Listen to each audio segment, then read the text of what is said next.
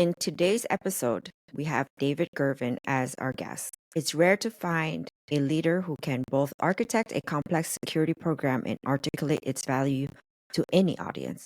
But that's precisely where David thrives. With a powerful blend of offensive security, architecture, and go to market expertise, he has been instrumental in building and guiding the security programs at high growth companies like 1Password and Red Canary. Now shaping the future of security and AI at Sumo Logic, his talent for storytelling is unmatched. He can distill the most complex technical challenges into clear, actionable insights for executives and the broader market alike. Beyond his corporate role, he dedicates his expertise to the next generation of innovators, advising startups on their security and growth strategies through his consultancy, Honey Badger Engineering.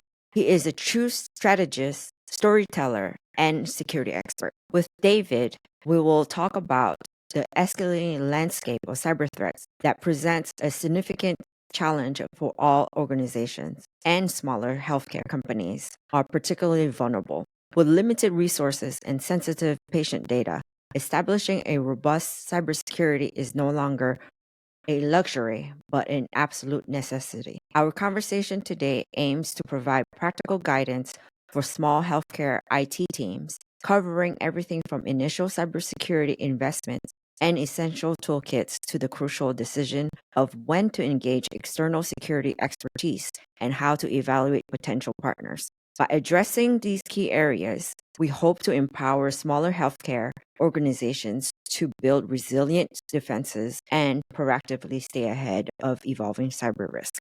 All right. Hey, David, how are you? Good. How are you doing, Ted? I'm good. Thank you for asking. So, thank you for joining. And let's get right into it. All right. So, a question that I ask all my guests is, what AI tools do you use?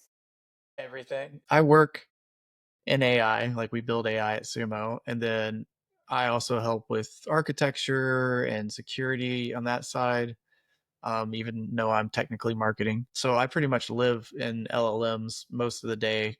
And then I'm always messing around with something, MCP servers or something along that. But just the normal tools, I think the most useful thing that's been created so far is just the AI note takers for like Mhm. Zoom and everything else, because it's so hard when you're 5, 6 hours into meetings during the day to try to like focus and like build action items out. And like I have mine set up to where it just gives me a list of crap I have to do.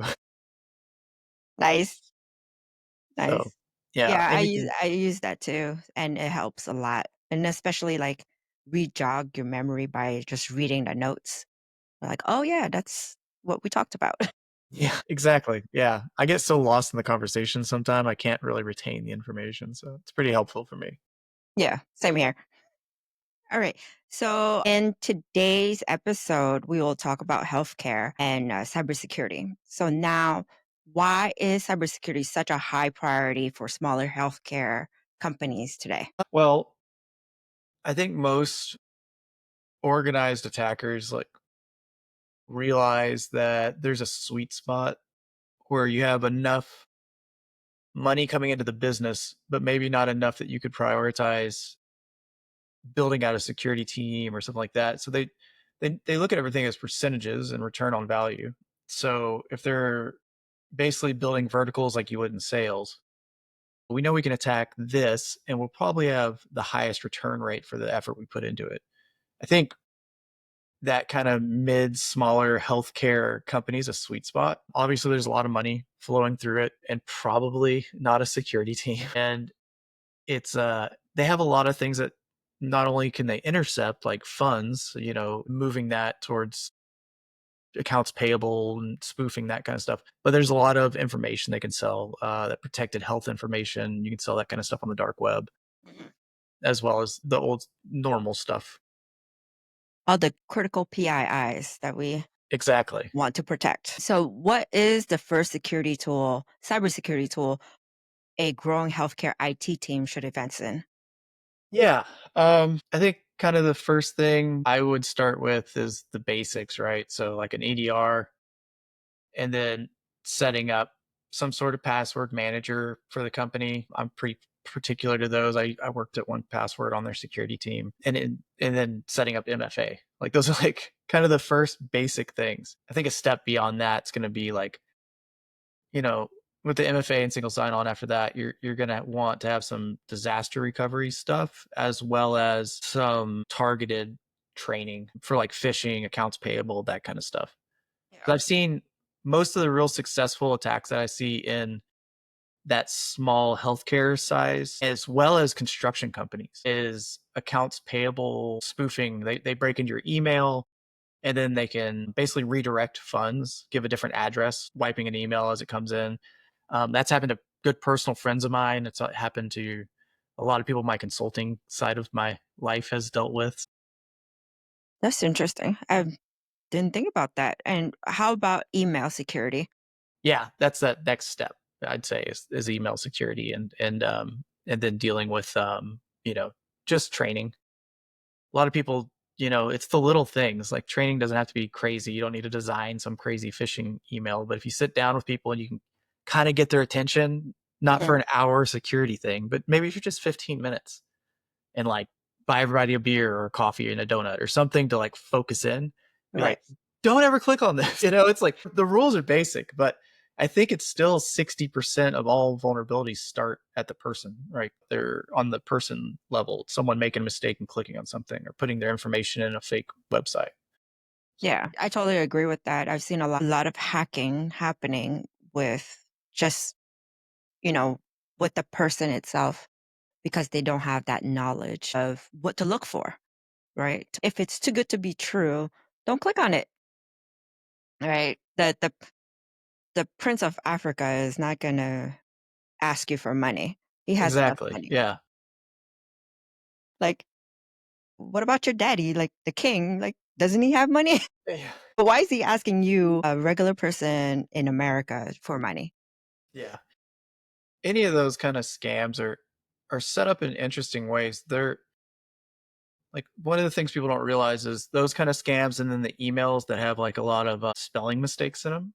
Mhm, They're actually designed to go after, I don't want to say the stupid people, but the people who aren't quite as informed on things mhm, because they have a higher success rate.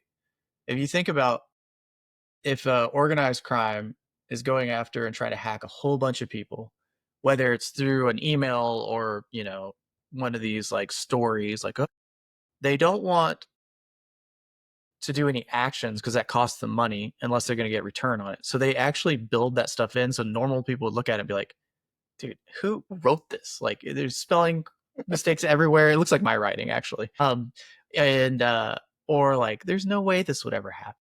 right, And they're actually saving work power on their end. So they're not having to pay for running whatever scam they're having to run in the cloud and doing all this kind of stuff or botnets or whatever until it gets to the people that have a higher percentage to fall for those. mm, So that's why they used to look a little bit rough. Now with AI, website emulation, and all that kind of stuff, it's just gotten to where it's really good.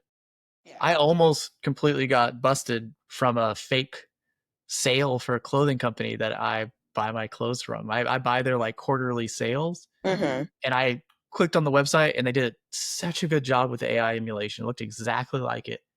And when I was going to check out, I had a feeling like this feels weird. And then I like looked up the website and it was like the name, yeah, and then .us. And I was like, And I went and typed in their name and like looked for the sale on the regular website. I was like, oh my gosh, I'm on one of these websites right now. And yeah, I do this for a living and it yeah, still almost busted me, right? So yeah. You're not exempt. no. You're not exempt. Just because we're cybersecurity professionals doesn't mean that we're exempt. Everybody's a target. Yeah. I Yeah, mean, I talk about cybersecurity in front of thousands of people at conferences and I still make stupid mistakes every day. It's yeah, getting tricky. yeah. Because we're human, Yeah. right? We're human. Now, in today's cloud heavy environment, is firewall still necessary? I think so. I think, obviously if you have on-prem stuff, you need to have something there. But even for your cloud environments, that's kind of next gen firewalls, it's really kind of how your architecture is set up. You want network segmentation, so you can isolate vulnerable assets. And especially if you're dealing with older unpatchable medical devices in that field, which are a bit of a nightmare for any security team that's had to work in healthcare, Yeah, as I well can as imagine. IoT. Yeah, So, yeah, I'd say it's still quite necessary. There's still stuff that needs to happen. that's good to know. Now, when should a healthcare company bring in a managed security provider, MSSP? I mean, I think it's going to be a holistic approach for every company and their goals and their business, um, you know, how their business is set up. But as soon as IT feels stretched thin, which I feel like almost all IT feels stretched thin, Right. they should be looking into it. And another thing to think about is your IT guy might be a good IT guy. That does not mean he's a good security guy. They're completely different. Good security guy, but if you asked me to go hook up some routers and some boxes and these kind of things, I'd just stare at you blankly because I've only been in kind of bleeding edge cloud SaaS world for the last so often. Um, so I think people need to take an honest look at like what their skill sets are and what they can handle and what's maybe too confusing. The other thing is MSSPs give you that kind of what's it called? Shared risk model, which I think is really important. You're going into a contract with a partner and you're sharing risk, Hmm. which means you're trusting on them to do something that you probably can't do on your own, which in my opinion that's kind of a mature way to look at security. I think the problem is a lot of people think, "Oh, I can do this on my own." It's not the easiest thing in the world, right? Right. So I think how much you use them is going to depend on how much you grow. But I think that shared risk model is important. They might just set up a few tools for you and you get alerts, from a couple different things. And it might just be a real small lift. Or your company might be growing tremendously and you actually have to have interactions with their MSSP security people. And you're basically meeting on a cadence and looking at new parts of your company that you need to make sure is secure as you break that out and as you're growing. So I think you need to kind of understand where you want to go as a company before you Mhm. even think about your MSSP. But when you do, you need to go into those meetings understanding how you want to grow as a company so they can grow with you. That's good advice. What should you ask when you're evaluating an MSSP? Yeah. Um, Unfortunately, in the past, there's been a few MSSPs that are a bit full of crap. Right. So How do evaluating you them. vet so how do you vet that? Yeah. Well, one, like you need a trusted partner. Not everybody needs, it just depends on your business, but like, Sumo, we sell through the channel. So we sell through partners and that kind of stuff. My consultancy, most of the work that people come to me has been partners and that need a specialty for like AI architecture, security kind of AppSec world. So I like that model because you have like a relationship with someone you trust, and then that person's helping you vet these other things. But some things you should ask, like how do you detect and respond to threats in real time? Is there actually people working? Right, Do who's you your have a real night shift? Especially with the healthcare, you need to understand like your attestations. Like, do you understand HIPAA? Do you guys have customers currently who are dealing with HIPAA compliance? Do you have customers who are dealing with SOC 2? Do you have dedicated analysts for our company? Or am I like dealing with a shared team environment, which is okay if you're a smaller company? You don't necessarily need a dedicated analyst. You might want like a dedicated one or two that are your point of contact and then the workload shared on a team, at least so you're talking to the same people and you build that form? relationship. The other one, like I always ask, is do I have to use your tool or can I use my tools? And some people who don't have any side of really IT or security team, completely using their tools might be perfectly fine. But if you're a growing environment and you might want to handle your acquisitions for your tools, you need to see if they have that hybrid model.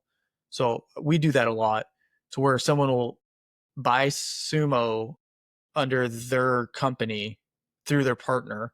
And then the MSSP will use that Sumo instance because they wanted that tool and they're using it together. So they can still jump on if they have to look in their logs or do something like that. That kind of hybrid model is really helpful, especially for a growing team. If it gives you more accountability because you can see like everything that they've done in your off shift. So if I want to know that my MSSP is doing work when I'm asleep, I can always check my set audit index in Sumo and look, see what actually they closed out and went through and looked at the alerts the night before. So I think that kind of model just builds trust. So basically, trust but verify. Yeah, there you go. So the ability to do that, right? So now, what would be the red flags should you check out before you sign the dotted lines? Yeah.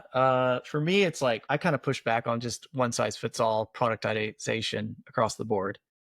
Like if they're not looking at a kind of a holistic approach to your program and they're just trying to push like a product, they don't tell you how it's tuned. They don't tell you how you can give feedback. They don't, all those kind of things. They're just like, oh, no, no, you just buy this and we take care of everything. Mhm. To me, that's either a bad product or a bad salesperson because I want to sell value. I don't sell anymore, but when I was selling, I want to sell value. So I'd look at your actual problems, and then I'd see how my product can solve those and give you a detailed explanation of that. And if they can't do at least that, then they're probably just pushing something that's been productized and just one size fits all. That usually is not the best way to go. Good to know. Now, what would be the most common mistake that a smaller healthcare organization would make when investing in cybersecurity? So I think it's not just healthcare; it's everybody. They go and look at it's one of the analyst reports, which I hate to break it to everybody, most of those people weren't practitioners. And they go, oh, this famous analyst report said I need this, this, and this. Hmm.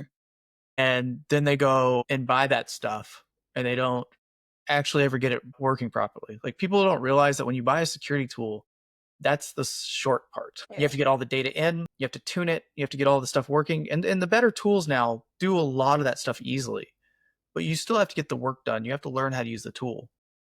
So I always used to say, like, because I've bought a lot of tools and implemented a lot of tools over the years. If you need to figure out what you want to buy first, like we said earlier, like if it's your EDR, you want to look at those. You want to get real demos and then real POVs with real data, not this canned crap that looks pretty. You want to make sure it works. And then you decide on it, you buy it, and then you make sure you spend the next 6 months or whatever it takes to get it fully implemented across your environment. Because let's say you jumped in and you're like, okay, I'm going to buy an EDR, and then I'm going to get my email protection, and then I'm going to get some resiliency and a SIM all at one time. Nothing's getting hooked up, and then it doesn't matter. You just spend a whole bunch of money and you don't actually have security. So I think it's the biggest mistake is just buying everything and not getting it implemented and tuned correctly and working. Yeah, I have experience with that. Yeah. Personal experience, yes, I understand. I can relate. Now, how can a small IT team stay ahead of evolving threats? Yeah. It's kind of hard if you're an IT team because you're splitting your time between like regular IT work and security stuff. So, I would kind of set up a small amount of time each morning to look at maybe a couple of threat feeds, some that are, trusted, like I forgot the name of one, Health ASAC. That one's for healthcare and that kind of stuff. And get that. So at least you kind of have things on the top of mind, you know what's kind of going on out in the world. The other thing is to try to keep maturing your program.